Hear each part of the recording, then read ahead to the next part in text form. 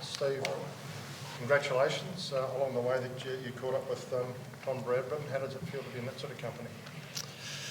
I guess anytime your name's mentioned alongside the Don, it's pretty special. It's pretty flattering. But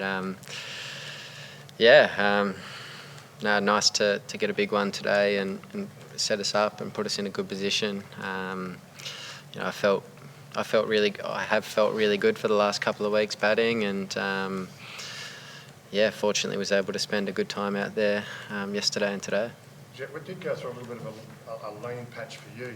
You went for a couple of years without getting 100. Did you wonder where the next one was coming from, or did you think that it can't be far away? I got 100 last Test match I played, didn't I? Yeah. Before that one. Before that one. All right. Look, I've always worked hard and sort of been confident. I suppose the reason for my slight change in technique is because I was unhappy with where I was at with my batting. Whilst I was still contributing to the team, I wasn't probably getting the big runs that I'd like to get. I think now with the way I'm able to play and the way teams have bowled against me, I've sort of had to adapt a bit, and where I'm at with my body and my hands, I feel like I'm opening up the whole ground as opposed to probably just sort of behind square on the leg side, I'm able to hit the ball in different areas, which I probably was able to hit previously. I feel in a good place. Steve, you've spoken a lot about your technique leading into the series, but you've also spoken in recent times about tempo in Test cricket. So do you think you also hit that tempo that you were looking for? I felt good out there. I felt I left reasonably well early. I was playing each ball sort of on its merits. I felt in good sync from the get-go yesterday. I got off to a pretty quick start from memory. I think I was 40 or 50 balls or something, which just got me going. And from there, I probably slowed down a little bit. They bowled okay, and I was just playing the game at the tempo that it was coming to me. Unfortunately, I was able to have some good partnerships. Obviously, Marnus batted exceptionally well for another double 100 as well, and Hetty, he's the perfect guy to come in when you're 3 for 400, and he can just take the game on, and did it exceptionally well today, and unfortunately fell just short of a very good 100. Sorry. Steve, just with the changes that you've made and looking ahead to, after this series you've got South Africa, and then next year some big challenges in India and England. The changes you've made to your technique and just where you feel that in your game, do you feel that sets you up for all those challenges that are going to be coming in this next period? Like, do you think you can ride this wave through through what's to come? That's the plan. I hope so. I think from the first one-dayer against England, where I sort of implemented the work that I've been doing, it felt really good straight away, and was able to obviously spend a bit of time in the middle in those games, and sort of just taken that sort of same form, I suppose, or same feeling into this Test match. And it was good to just spend another long time out in the middle, just adapting to that change, I suppose. It's a little bit different to how I've been playing, so I just feel a lot more free and able to just score in different areas and put a bit more pressure back on the bowler, which has been nice, and hopefully it lasts for a while.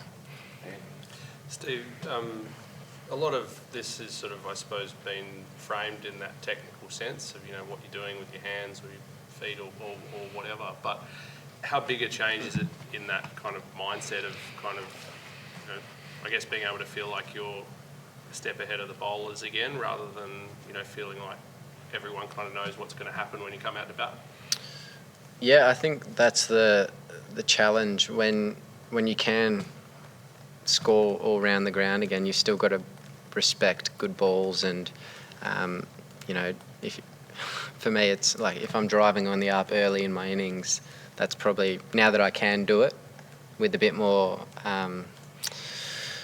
with a bit easier tempo rather than having to get my hands around and my body around, I still got to respect when it's a good ball and things like that. But yeah, I suppose that's as just got to keep it pretty simple. And for me, it's just not overthinking things and just watching the ball and reacting to what's coming and being aware of my surroundings with the field and what have you, but just reacting to what's coming.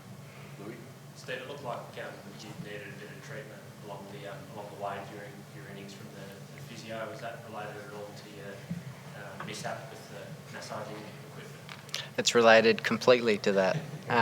Yeah, my hips, I'm struggling right now actually. My hips doesn't like being in any position where I'm kind of bending or you know, like 90 degrees where I'm at right now. It's not very comfortable, to be honest with you. So yeah, standing at slip's interesting at the moment. I think I was walking in with the bowler tonight, which is something I probably wouldn't ordinarily do in the slips, but got to adapt and yeah, to how your body is, I suppose. So be nice to take a few tomorrow in the cordon, but yeah, it's pretty sore at the moment, so I'll get some treatment tonight and hopefully it'll be a bit better in the morning. Steve, what did you make of the pitch? Did it play easier than you expected? Or? I still think there's enough there if you're bowling good areas and hitting the top of the stumps. You know, I thought we were probably a little bit short tonight. I think the bowlers will look at that and want to get a little bit fuller probably tomorrow and challenge the front forward defence a little bit more. But yeah, I still think there's enough there if you're getting in the right areas. Just following on from Ben's question about what's ahead, I think Marnus mentioned last night that these changes you made, especially about changing or limiting your movement, a lot of it sort of come when you're in Sri Lanka and wanting to get more momentum through the ball rather than shuffling across the crease. Does that mean theoretically on the slower wickets of India it could actually benefit you more there than what it does here in some ways, given that was part of the genesis of it? Yeah, potentially. I haven't thought too far ahead at this stage, but yeah, I mean, potentially, you know, those slower sort of lower wickets, you can bowl a shorter length and sort of skid it on to the stumps a bit more, so you probably want to be playing with a straighter bat rather than coming around it.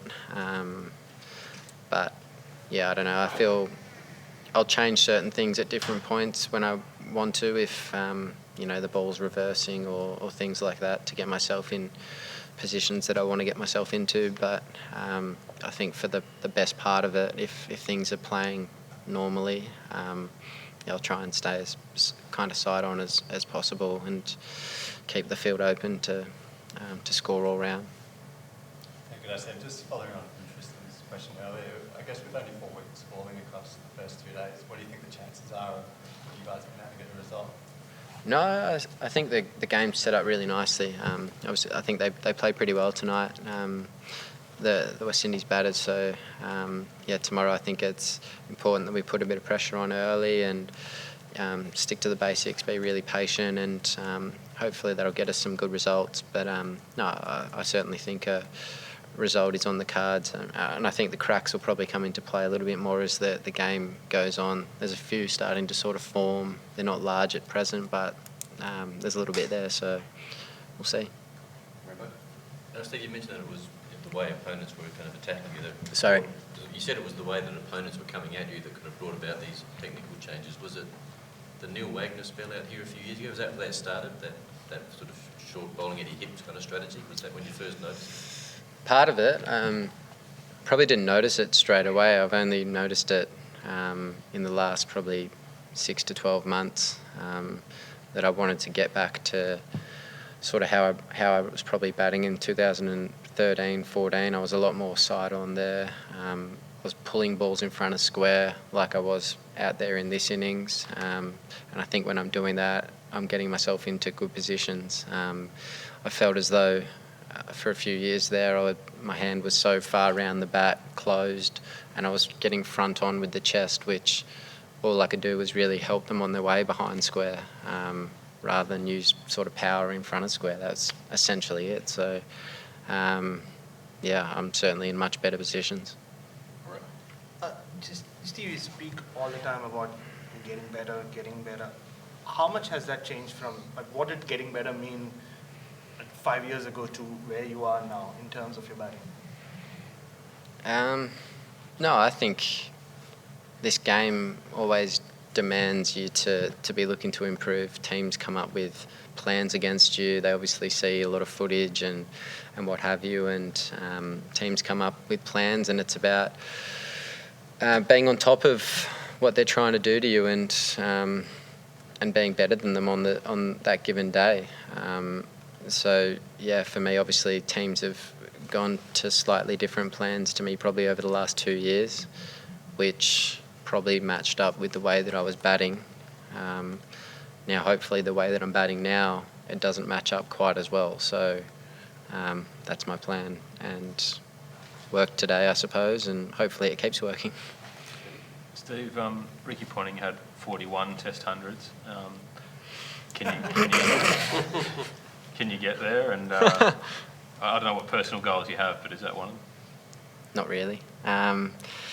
That's a long way away. Yeah, look, I'm not sure. I'm 33, 34 next year. Not sure how long I'll play for, but we'll see. But 41 certainly a long way away. There's a lot of test matches, I guess, in the next year for us. So yeah, we'll see how many I can get. Hopefully, I can get a few more in that period of time. And we'll see. We'll go from there.